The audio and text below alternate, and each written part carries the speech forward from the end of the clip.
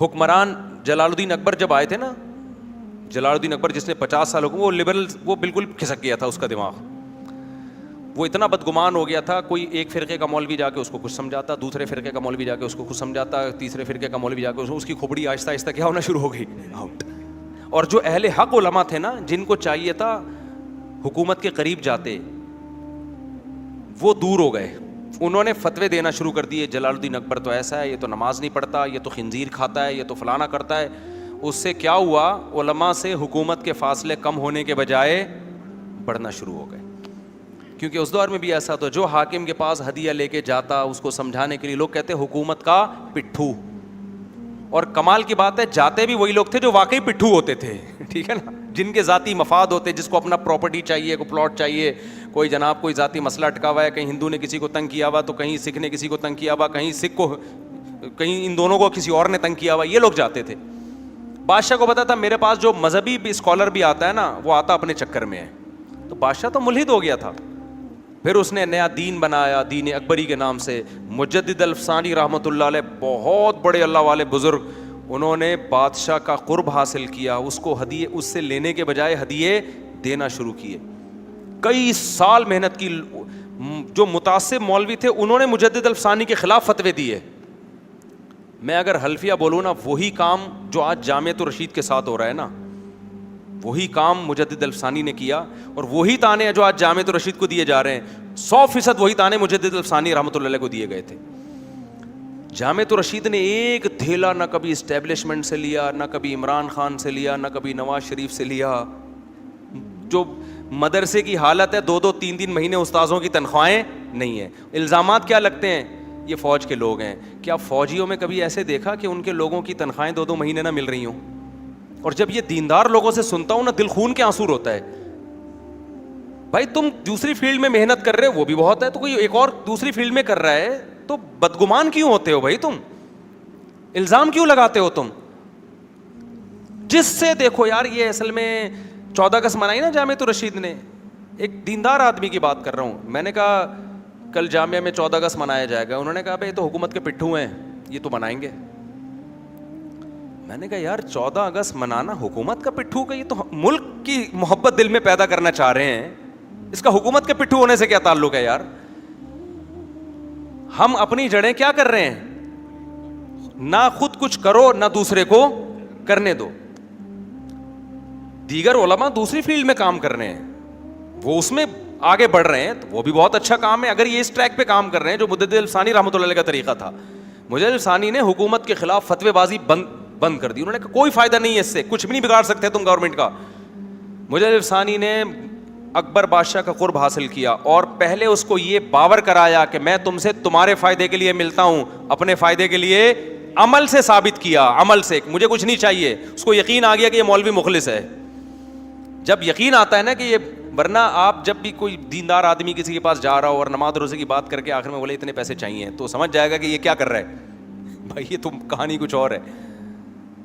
میں جامعۃ الرشید میں ہوں نا, 3 مہینے سے میری تنخواہ نہیں ملی ہے جامعۃ الرشید میں, جو میری تنخواہ نہیں ملی ہے. تو ایک صاحب مجھے کہنے لگے فوج کے لوگ ہیں. میں نے کہا یار فوج کے لوگ ہوتے تو میرا خیال ہے ہماری تنخواہ تو ہمیں ٹائم پہ ملتی نا. جی DHA میں پلاٹ ہوتا. مفتی عبدالرحیم صاحب جو میرے استاذ ہیں, ان بیچاروں کے پاس تو ایک بالش پراپرٹی اب بھی نہیں ہے. ایک صاحب آئے میرے سامنے, ان کے مرید تھے, انہوں نے میرے سامنے ان کو ایک پلاٹ کی فائل ہدیہ دی.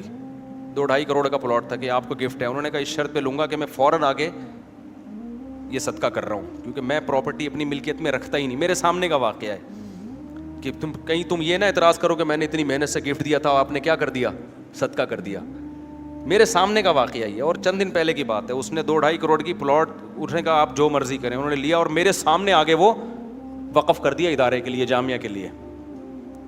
تو اللہ نے ہمیں پیر بھی بڑے خاندانی قسم کے دیے ہوئے. خیر, تو ہمارے اکابر سارے ایسے ہی ہیں. یہ جو لوگ کہتے ہیں نا مولوی ایسے, آپ جاؤ بڑوں کی خدمت میں ذرا جا کے بیٹھو. جو علماء دیوبند ہیں جن کو آج صبح و شام برا بھلا کہا جاتا ہے, مشرک کہا جاتا ہے, آپ مولانا تھانوی کی قبر دیکھو, پتہ چل جائے گا مشرکوں کی قبریں ایسی نہیں ہوتی. جو کہتے ہیں اپنے نام کا کلمہ پڑھوایا, جتنا مولانا اشرف علی تھانوی کے شاگردوں نے ختم نبوت کا دفاع کیا, اتنا کسی نے بھی نہیں کیا ہوگا. جو قربانیاں انہوں نے دی ہیں, تو بول دینا آسان ہوتا ہے. دارالعلوم کرنگی میں آپ جاؤ, کتنی تھوڑی تھوڑی تنخواہوں پہ اساتذہ کی محنت دیکھو, آپ بنوری ٹاؤن میں جاؤ, جامعہ فاروقیہ میں جاؤ, آپ کو اتنی کم تنخواہوں پہ اور پھر ریٹائرمنٹ پہ بھی کچھ نہیں ملتا. ایسے اساتذہ پوری زندگیاں لگا رہے ہوتے ہیں, ان کے بچے بےچارے پاؤں میں چپل نہیں ہوتی ان کے. اتنی قربانیاں دنیا میں کوئی طبقہ نہیں دیتا. آپ نے چند 2 نمبر مولوی دیکھے اور دیکھ کے چاول کی طرح سب کو ایک ہی لاٹھی سے ہانکنا شروع کر دیا. خیر, میں کیا بات کر رہا تھا, کدھر سے کدھر چلے گئے ہم. تو میں وہ خلافت عثمانیہ کی بات کر رہا تھا, وہاں بھی پھر یہی ہوا ہے. نتیجہ کیا نکلا خلافت, ہاں مجدد الفسانی رحمۃ اللہ علیہ, تو انہوں نے محنت کی جلال الدین اکبر پر, اتنی محنت کی, محبت سے سمجھایا, اس کے شہزادوں کو سمجھایا. ایک شہزادے سے کہا کہ میں وعدہ کرتا ہوں اگر اللہ مجھے جنت میں لے کر گیا نا, میں اس وقت تک نہیں جاؤں گا جب تک تجھے نہیں لے جاؤں گا. ان کے دلوں میں محبت پیدا ہوئی یار, اور پھر مفاد نہیں, کیونکہ بادشاہ کو پتا ہوتا ہے یہ جو مکھن لگا رہا ہے نا, یہ اس کا عمل سے ثابت کیا نہیں چاہیے ہمیں, کچھ آپ سے کچھ بھی نہیں چاہیے ہمیں آپ سے. نتیجہ کیا نکلا, جلال الدین اکبر کلمہ پڑھ کے دنیا سے گیا ہے. ہندوستان میں جو اسلام بچ گیا نا, تبھی تو ان کو مجدد الفسانی کہا جاتا ہے. آپ فتویٰ دینے والے بہت ہیں یوٹیوب پہ, ہر تھوڑے دن بعد کوئی کلپ آ رہا ہوگا, ابے یہ مولوی ایسے, یہ نظام کی تبدیلی کی تو بات ہی نہیں کرتے. او بھائی, نظام کی تبدیلی کا آپ بھی صرف بات ہی کر رہے ہو. آپ کے پاس روڈ میپ کیا ہے, آپ پریکٹیکلی نظام کی تبدیلی کے لیے کیا کر رہے ہو, وہ آپ عوام کے سامنے پیش کر دو. لوگ خود دیکھ لیں گے کہ وہ نہیں کر رہے, آپ کر رہے ہو, تو آپ کو فالو کرنا شروع کر دیں گے. یہ کہنے کی کیا ضرورت ہے وہ نہیں کر رہے. آج ایک صاحب کا کلپ سنا, وہ کہہ رہے ہیں کہ یہ مسجدوں میں جو ہے نا کوئی لوگوں کی گائیڈنس نہیں, مسجدیں صرف نماز روزے کے لیے رہ گئی ہیں, اور مسجدیں جو ہے نا وہ اس میں تو لوگوں کو سیاسی رہنمائی ملنی چاہیے. آپ یہ کہنے کی کہ آپ ایک مسجد بنا دو ایسی, اس میں وہ کام کرو جو آپ چاہ رہے ہو. جب سب دیکھیں گے یہ والی مسجد میں اتنے اچھے کام ہو رہے ہیں, یہ والی میں تو شادیوں کی باتیں ہو رہی ہیں, سارے نمازی وہاں پہنچ جائیں گے. کام دھیلے کا نہیں ہو رہا, اور جو مسجدوں میں جو کام ہو رہا ہے اس سے بھی لوگوں کو کٹا رہے ہو. تو بند گلی میں لا کے بند کر رہے ہو کہ وہاں سے بھی کٹا دیا اور یہاں بھی کچھ نہیں ہے.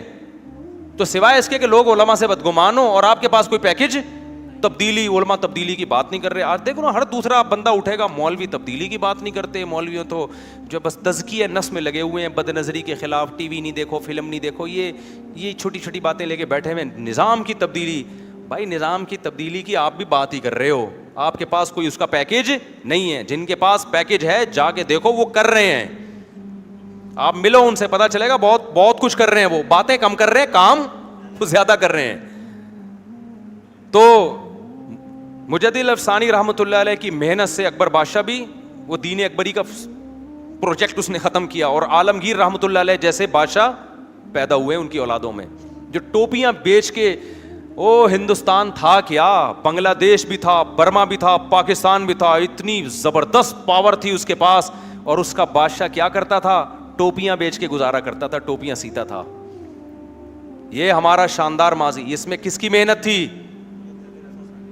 جن کو لوگ کہتے تھے حکومت کے پٹھو. تو کام جس نے نہیں کرنا ہوتا, بیٹھ کے باتیں پھینکتا رہا, وہ بھی برا, وہ بھی ایسا, وہ بھی ایسا. جس نے ریاست سے محبت ہوگی, مجدد الفسانی کو اکبر بادشاہ سے کوئی محبت نہیں تھی, وہ اس کام قابل نہیں تھا کہ اس سے محبت. ان کو تھا کہ بھائی ریاست جو ہندوستان کی بچے گی نا, اسلام بچے گا, وہ حکومت ہی کے ہاتھ میں سب کچھ ہوتا ہے. تو یا تو بغاوت کرو, وہ نہیں کر سکتے, تو پھر کچھ اور اسی کو ٹھیک کرنے کی کوشش کرو نا. ابے بھائی, جو عورت اپنے شوہر, عورتوں کے میاں بہت سارے مارکیٹس میں خراب بھی چل رہے ہیں, تو خواتین جب مجھ سے مشورہ لیتی ہیں, میں کہتی ہوں اس سے طلاق مانگ لو. کہ نہیں, طلاق لے کے ہم کہاں جائیں گے, ہم تو رول جائیں گے, ہم تو برباد. گدھے کو باپ بناؤ پھر, کیا خیال ہے. جب اس سے طلاق لینے میں نقصان ہے تو پھر کیا ہے بھائی, اس کو برداشت کرو اور اصلاح کی کوشش میں لگی رہو, تبلیغ والوں سے یا علماء کے بیان, اس کے لیے دعائیں, یہی ہوگا نا. اب لڑائی سے کام نہیں چلے گا کہ آپ کا میاں اچھا نہیں ہے تو آپ نے پھڈے کر کے اس کو 2 دفعہ پھڈے چلیں گے, 3 دفعہ, پھر وہ مار پیٹ ہوگی, بہت بڑے مسائل کھڑے ہو جائیں گے. یہ طلاق دے دے گا آپ کو جو آپ چاہتی نہیں ہو. تو یا تو آپ کے پاس پاور ہے, پاور کا استعمال نہیں ہو سکتا, تو کمپرومائز کے علاوہ آپ کے پاس کوئی راستہ نہیں ہے. تو شوہر کو برداشت کرنا پڑتا ہے بڑی مصیبتوں سے بچنے کے لیے, چھوٹی مصیبت کو, لیکن ساتھ ساتھ اصلاح کی پازیٹیو وے میں کوشش. تو یہی تمام ریاستوں میں اصلاح کا, نظام کی تبدیلی کا یہی ہے. یا تو پاور آپ کے پاس ہو, جب وہ نہیں ہے تو پھر بھائی پازیٹیو وے میں, اچھے اخلاق کے ساتھ, بدتمیزی سے ہٹتے ہوئے آپ اصلاح کی کوشش کرو. یہی نظام کی تبدیلی ہے. جو بیٹھے ہوئے ہیں انہیں کو ٹھیک کرنے کی کوشش, اور یہ دماغ سے نکال دو یہ ٹھیک نہیں ہوں گے. یہ بھی تکبرانہ جملہ ہے. جو یہ کہتا ہے نا یار یہ اتنے برے ہیں, یہ ٹھیک ہو ہی نہیں سکتے, اس کا مطلب دنیا میں اچھے صرف آپ ہی ہو جو کوئی گناہ کرو تو توبہ کی توفیق ملتی ہے, آپ کے علاوہ سارے دنیا میں 2 نمبر ہیں. میرا بھی یہی نظریہ تھا کہ سارے 2 نمبر ہیں. جب آدمی چلتا پھرتا ہے نا تو اپر لیول کے لوگوں سے بھی ملاقات ہوتی ہے. میں نے پیپلز پارٹی میں ایسے ایسے اچھے لوگ دیکھے, مسلم لیگ میں دیکھے, پی ٹی آئی میں دیکھے, جے یو آئی میں دیکھے, ہر جماعت میں لگا کہ یار کہیں بھی پوری کوئی جماعت بری نہیں ہے, اس میں بڑے بڑے اچھے لوگ ہیں. ان اچھے لوگوں کو پروموٹ کر کے, ان کی تائید کر کے, ان کو اچھے مشورے دے کے ان کو آگے لایا جا سکتا ہے, اور جو اچھے نہیں ہیں ان کو اچھا بنانے کی کوشش کی جا سکتی ہے. لیکن ممبر پہ برا بلا کہہ کے نہیں ہوگا یہ کام. ممبر پہ جب میں بول دوں گا نا فلانا ایسا ڈھمکانا ایسا, آپ میری تعریف کرو گے, یوٹیوب پہ میرا کلپ ملینز میں چلا جائے گا, لوگ کہیں گے اس کو بولتے ہیں حق پرست, ڈنکے کی چوٹ پہ برا کہہ رہا ہے, کسی سے ڈرتا ورتا نہیں ہے. لوگوں میں بلے بلے ہو جائے گی, رزلٹ ٹکے کا نہیں نکلے گا. آج یہی ہو رہا ہے, اسکالرز کھل کے بول رہے ہیں وہ ایسا فلانا ایسا. ابے اس کا فائدہ کیا ہو رہا ہے؟ تو رپورٹیں پیش کر رہا ہے کہ کون کیسا ہے, ٹھیک ہے نا, تو رپورٹیں کیوں دے رہا ہے, ہم اخبار میں پڑھ لیں گے کون کیسا ہے. تبدیلی کے لیے تو کیا کر رہا ہے؟ تو تبدیلی کے لیے ہمارے مدارس کر رہے ہیں, تزکیہ میں بھی لگے ہوئے ہیں.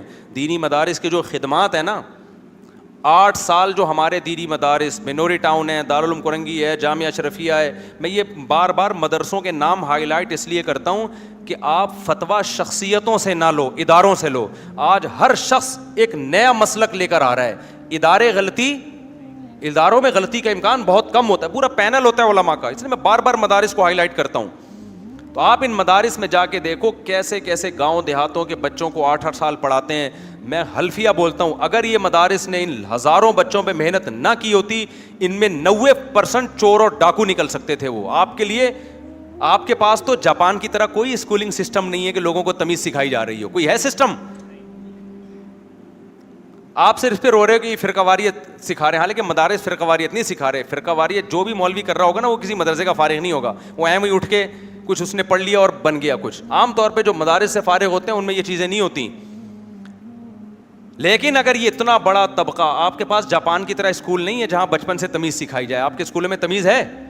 تو اگر یہ مدارس والے اتنے بڑے طبقے کو 8 سال پڑھا کے عالم نہ بناتے, میں نہیں کہہ رہا کہ بہت اچھا رزلٹ آ رہا ہے, کچھ لوگ تو اپنی قابلیت کی بیس پہ بہت اچھے بھی ہو جاتے ہیں, لیکن شر کو کم کرنے میں جتنا دینی مدرسوں کا کردار ہے اتنا کسی ادارے کا کردار نہیں ہے. ایسا رزلٹ نکلتا نا اگر یہ مدارس نہ ہوتے. تو مذہب کی محبت دل میں ڈال دیتے ہیں تو کچھ مذہبی پابندیوں کی وجہ سے آدمی بچ جاتا ہے, ورنہ کہاں بچتا بھائی. دیکھو یا تو قانون مضبوط ہو, یا جاپان کی طرح بچپن سے اسکولوں میں بہت سخت ٹریننگ ہو اور قانون بھی ہو, یا پھر اللہ کا خوف ہے. تو مدرسہ اللہ کا خوف تھوڑا بہت پیدا کر دیتا ہے, جس سے کچھ برائیوں کا, جس سے مولوی تیار ہوتے ہیں جو مسجد میں بیٹھ کے نظام کی تبدیلی کی بات نہیں کر رہے, ابا اماں کے حقوق تھوڑے بہت سکھا دیتے ہیں. وہ یہ بتا دیتے ہیں تمہارے لیے تمہاری بیوی ہے زنا مت کرو, گھریلو طلاقوں کے نقصانات بتا دیتے ہیں, وراثت بتا دیتے ہیں, بہنوں کی وراثت, تزکیہ کر دیتے ہیں. تو آپ کو اگر چاہیے کہ نظام کی تبدیلی کی باتیں ہونی چاہیے مسجد میں, آپ سیاست ہونی چاہیے, تو آپ ایک مسجد بنا لو بھائی. میں بھی آگے بیان سنوں گا, میں دیکھوں بہت ایک صاحب میرے پاس آئے کہ میں ایسا یوں کر رہا ہوں, میں یوں پروجیکٹ شروع کر رہا ہوں, آپ مجھے پروموٹ کریں. میں نے کہا تو کر لے پہلے شروع, ایسا نہ میں تجھے پروموٹ کروں بعد میں تو دل میں نے بولا, اس کو تو نہیں بولا, میں تجھے پروموٹ کروں کہ تیرے اتنے بڑے بڑے پروجیکٹ ہیں, بعد میں تو 2 نمبر آدمی نکلے, پیسہ کھا کے بھاگ جائے. تو آپ کچھ کر کے دکھاؤ. جب آپ کچھ کر کے دکھاؤ گے تو آپ کے کہنے کی ضرورت نہیں ہوگی, ہم آپ کو خود ہی کیا کریں گے پروموٹ. میں لاہور گیا ایک ہاسپٹل میں, بڑا اچھا کام کر رہے ہیں, میں نے وہاں عملی, میں تو بیان کے لیے گیا تھا وہاں. جب میں نے دیکھا یار اتنے غریبوں کا فری علاج ہو رہا ہے, میں نے باقاعدہ کلپ ان کو کہا کہ بنائیں, ٹھیک ہے نا, انہوں نے مجھے نہیں کہا, میں نے کہا کلپ بنا, میں آپ کے ہاسپٹل کو پروموٹ کروں گا کہ لوگ اس کو چندہ دیں, کیونکہ اتنا میں نے دیکھا وہاں غریبوں کا علاج ہو رہا ہے, ڈائلسس پہ اتنے مہنگے مہنگے علاج فری میں ہو رہے ہیں. میں نے کہا بھائی آپ کو کہنے, یہ تو ہمارا مذہبی فریضہ ہے یار, ہم تو دیکھ رہے ہیں کہ اتنا اچھا کام ہو رہا ہے. تو میں نے اس کو کہا تو پروجیکٹ بھائی شروع کر دے, میں جب دیکھوں گا تو آپ کے کہے بغیر پروموٹ کروں گا, نہیں تو آپ کے کہنے سے نہیں. تو یہاں بھی یہی مسئلہ ہے کہ آپ جب نظام کی تبدیلی اور یوں ہونا چاہیے, تو جو ہونا چاہیے وہ آپ بن کے دکھا دیں, ٹھیک ہے نا. تو لوگ خود کہیں گے یہ والی مسجد میں وہ نہیں ہو رہا, اس میں وہ والا کام ہو رہا ہے, تو لوگ خود آئیں گے. لیکن یہ نہیں کرو کہ مولوی ایسے, مولوی یوں, اور یہ بھی نہیں کرتے, یہ بھی نہیں کرتے, یہ بھی نہیں کرتے. تو لوگ مولویوں سے بھی ہٹ گئے, علماء سے بھی بدگمان ہو گئے. آپ کے پاس بھی کوئی پیکیج نہیں ہے, تو وہ کیا ہوگا, بیچ میں لٹک کے وہ پھر ملحد بنیں گے, تھوڑے دنوں میں ان کی نسلیں ایتھیس بنیں گی. یہ نتیجہ نکلے گا. تمام دوائیں بچوں کی پہنچ سے دور رکھیں. بیان کہاں سے چلا تھا, کدھر چلا گیا, خلاصہ یہی نکلا کہ اصل میں تو میں یہ بتانا چاہ رہا تھا کہ آج جو پروپیگنڈا کرنا ہے کر لو, لوگوں کو بھی الو بنا لو, پاکستان کے جھنڈے بھی پھاڑ دو, پاسپورٹ بھی جلا دو, اور بڑا لوگوں کا نا واہ واہ لے لو کہ بڑے حق پرست ہیں. جیسے اللہ نے مشرکین کو دھمکی دی ہے نا, نبی کو تسلی دی ہے کہ اے نبی آج جو یہ باتیں کر رہے ہیں کل قیامت کے دن ان کو اس پہ حسرت اور افسوس ہوگا. تو اللہ نے آخرت رکھا ہے انصاف کا دن. آج بہت سے ذلیل ہیں, کل قیامت میں عزت دار ہو جائیں گے. آج بہت سے عزت دار ہیں, کل قیامت میں ذلیل ہو جائیں گے. ٹھیک ہے نا. تو اس لیے اللہ کو سامنے رکھ کے تبصرہ کیا کرو کہ مجھے اللہ کے سامنے اس کا جواب دینا ہے. اللہ کو سامنے رکھ کے بات کیا کرو. آج میں گھر سے نکلا نا, جو اسٹریٹ گارڈ ہوتے ہیں, جو گلیوں کے گارڈ ہوتے ہیں, میں نے ان سے تنخواہ پوچھی آپ کی تنخواہ کتنی ہے. 12 گھنٹے ڈیوٹی دیتا ہے ایک بند, 12 گھنٹے دن میں, پھر وہ چینج ہوگا تو رات میں 12 گھنٹے کے لیے الگ. اور ایک چھپڑا سا ہے, دھوپ میں بیٹھے رہتے ہیں. تو میں نے پوچھا تنخواہ کتنی ہے, اس نے کہا کہ کٹ کٹا کے 7,000 روپے ملتی ہے. اچھا وہ بیچارہ بڑا پریشان تھا, کہہ رہا یار حالات دیکھو, تنخواہ یہ ہے. دوسری گلی کے گارڈ یہی پتہ چلا جی, سب پتہ چلا جی جتنے بھی گارڈ ہیں ان کی تنخواہ 8,000 10,000 7,000 یہ چل رہی ہے. یہ میں آپ کو کیا رپورٹ پیش کر رہا ہوں, مجھے ایک خیال آیا کہ ہم لوگ صبح و شام حکمرانوں کو برا بھلا کہتے ہیں, انہوں نے ہمارا خون چوسا ہوا ہے, انہوں نے ہمارا یہ کیا ہوا ہے, یہ کیا ہوا ہے. مجھے لگا کہ یار بالکل صحیح کو کیا ہوا ہے ہمارے ساتھ, جو ہونا چاہیے الحمدللہ وہی ہو رہا ہے. آپ بتاؤ یار 40 گھر ایک گلی میں ہوتے ہیں, پوری گلی کی حفاظت کے لیے ایک بندہ بٹھا ہوا ہے. گلی محلے والوں کی جیب سے اتنے پیسے نہیں نکلتے کہ اس کم وقت کو 25-30 ہزار روپے تو کم از کم دو نا. میں نہیں کہہ رہا کہ آپ اس کو 2.5 لاکھ روپے تنخواہ دے دیں. جب مینجمنٹ سے بات کرو, انتظامیہ سے, کہتے ہیں بھائی لوگ دیتے ہی نہیں ہیں کیا پیسے. لوگوں کے گھر سے کیا اتنی غربت, مہنگائی ہے, آپ گیس کا بل بھی تو دے رہے ہو, بجلی کا بل بھی تو دے رہے ہو, آپ بچوں کی بھاری بھرکم فیسیں دے رہے ہو.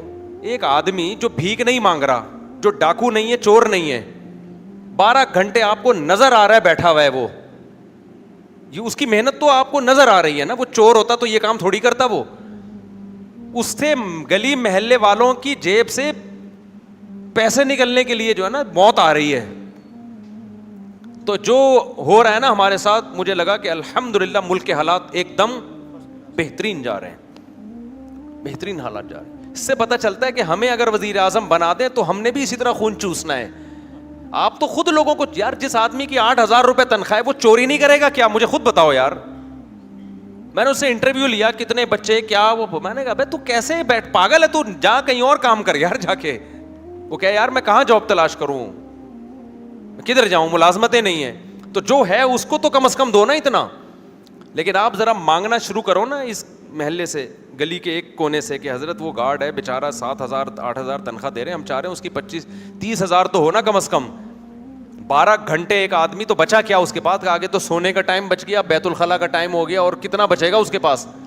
اور پھر ان کی چھٹیاں بھی نہیں ہوتی, چھٹی کی بھی تنخواہ الگ کٹے گی, ایک دن چھٹی کرے گا وہ کٹے گی الگ تنخواہ. تو لیکن آپ ابھی سروے کرو نا, گشت کرو یہاں سے, جی ہم گارڈ کی تنخواہ بڑھانا چاہتے ہیں, ایک آدھ بندے کے علاوہ کوئی بھی ایگری نہیں ہوگا. بلکہ میں نے یہاں لوگوں سے پوچھا, انہوں نے کہا یہ 8,000 بھی سب دے ہی نہیں رہے ہیں, یہ تو جن گھروں سے 3,000 تو میں دیتا ہوں, مجھے یاد آیا, یعنی اسٹریٹ گارڈ جو میرے گارڈ نہیں ہے پرسنل, گلی کے گارڈ ہیں, 3 تو میں ہی دے رہا ہوں, پتہ نہیں اب باقی لوگ کیا دے رہے ہوں گے. ٹھیک ہے نا. تو وہ تو میں نے ان سے اکاؤنٹ نمبر لیا ہوا, 1 تاریخ کو میں ڈائریکٹ ڈال دیتا ہوں. تو یہ قدر ہم بھکاری کو دے دیں گے, ہماری قوم کی کا یہ دماغ جو ہے نا سیٹنگ آؤٹ. چور ڈاکو کو تو آئی فون ایسے نکال کے پکڑائیں گے, وہ صرف یہ والا فون مانگ رہا تھا, آپ نے شلوار کی جیب میں بھی ہاتھ ڈال کے جو کچھ ہے اس کو پکڑا دیا. تو بہتر ہے کہ ڈاکو بن جاؤ, چور بن جاؤ, ٹھیک ہے نا, اس کی عزت بھی ہوگی, اس کی خدمت بھی ہوگی. اور اگر آپ محنت مزدوری پہ آ گئے تو جو صبح و شام حکمرانوں کو چور لٹیرا اور کیا کیا بول رہے ہوتے ہیں, وہ خود بھی آپ کے ساتھ تعاون نہیں کریں گے. تو یہ جیتی جاگتی مثال ہے. میں نہیں سمجھتا اس محلے میں کوئی سیکیورٹی گارڈ کو 20-25 ہزار نہیں دے سکتا. اس محلے میں ایسے لوگ ہیں اپنے بچوں کی 20-25 ہزار روپے اسکولوں میں فیسیں دے رہے ہیں. تو یہی ہوتا ہے, آپ کوئی بھی اجتماعی کام کرو نا, پیسہ ہی نہیں نکلتا جیب سے. مجھے بڑا ترس آیا, میں نے کہا تو زندہ, یہ تو چور بنا, اب تک بنا کیوں نہیں چوری ہے. اب ایسا نہ ہو آپ میرا بیان سن کے بن جائے, کہہ رہے یار مجھے میں تو 3-4 دفعہ خیال آیا تھا, مجھے کسی نے موٹیویٹ نہیں کیا تھا. چوری تو حرام ہے بھائی, ڈکیتی حرام ہے. میں تو سمجھانے کے لیے بتا رہا ہوں. بھوکا مر جائے چوری نہ کرے انسان, بھوکا مر جائے ڈکیتی نہ کرے انسان. حرام کا ایک نوالا انسان کے خون کو پلید اور گندا کر دیتا ہے. لیکن میں نے کہا شاباش ہے بھائی, یہ جوان لوگ ہیں بالکل سارا دن بیٹھے ہوئے ہیں اور تم تنخواہ ان کو کیا دے رہے ہو. پھر ویڈیوز آتی ہیں جی گلی میں ڈاکو آیا اور جو گارڈ تھا وہ بھاگ گیا. بہترین کام کیا گارڈ نے, 7,000 میں اگر وہ نہیں بھاگے نا تو وہ پاگل ہے, وہ بیوقوف ہے ایک نمبر کا, کہ جو قوم اس کی تنخواہ دینے کے لیے تیار نہیں ہے وہ اس کی خاطر اپنی جان پہ کھیلے گا. میں نے تو خود گارڈ سے کہا کہ جہاں شک بھی ہونا بھاگ جانا. اس کو میں نے بولا ذرا سا شک ہونا کوئی بندہ آ رہا ہے, چور نہ بھی ہو, 1% چانس ہو کہ شاید ڈاکو ہو, میں نے کہا فوراً بھاگ جانا. یہ اتنی بیوقوف دنیا میں کوئی نہیں ہوتا جو 7,000 اور 10,000 تنخواہ دینے والوں کے لیے جان دے گا.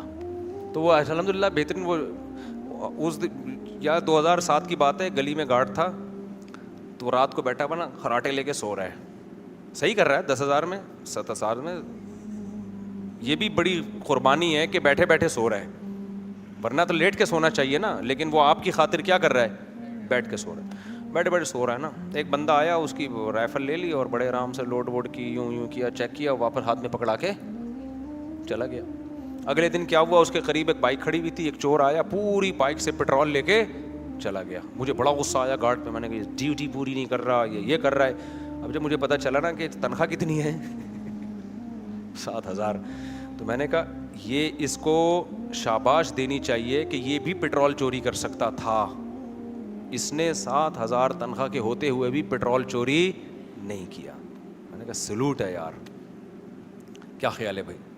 اور یہ کر سکتا تھا کہ چارپائی پہ جا کے سو جائے یا غائب ہو جائے, پتہ ہی نہ چلے. سب لوگ ہر وقت تھوڑی دیکھ رہے ہوتے ہیں گارڈ کو, لیکن اس کی ہمت ہے کہ کرسی پہ بیٹھ کے یہ سویا ہے. ٹھیک ہے نا. تو بھائی ہم سب ایسے ہی ہیں. تو زیادہ جو ہے نا, جب ہمارے ہاتھ میں حکومت آئے گی نا تو ہم فرعون سے 2 ہاتھ آگے نکلیں گے. تو حکمرانوں کو برا بلا کہو, لیکن اپنے آپ کو زیادہ گالیاں دیا کرو. بڑے بہت ہی برے حالات ہیں کہ میں اس گارڈ کے ساتھ تعاون کرتا رہتا ہوں. آپ کہو گے مصعب آپ بھی تو تقریریں کر رہے ہو نا. میں تو ویسے ہی, مجھے نہیں پتا تھا ان کی کتنی تنخواہ ہے, تو میں تو ویسے ہی تھوڑا بہت, کبھی میں نے دیکھا بیچارہ سارا دن دھوپ میں بیٹھا رہتا ہے, تھوڑا سا کچھ پیسے پکڑا دیے, کبھی کچھ صدقہ کر دیا, کبھی کچھ لوگوں نے مجھے پیسے دیے ہوئے ہوتے ہیں وہ دے دیے کہ یار اس کو دے دو. یعنی وہ تو مجھے نہیں کہتے اس کو دے دو, کوئی مستحق ہو. تو مجھے لگا یہی محنت بھی کر رہا ہے, بیٹھا ہوا ہے 12 گھنٹے. آپ ذرا بیٹھ کے تو دیکھو 12 گھنٹے تک یار, 1 دن 2 دن پورا مہینہ. تو قوم کی حالت ایسی ہے تو آگے آپ کیا توقع رکھو گے.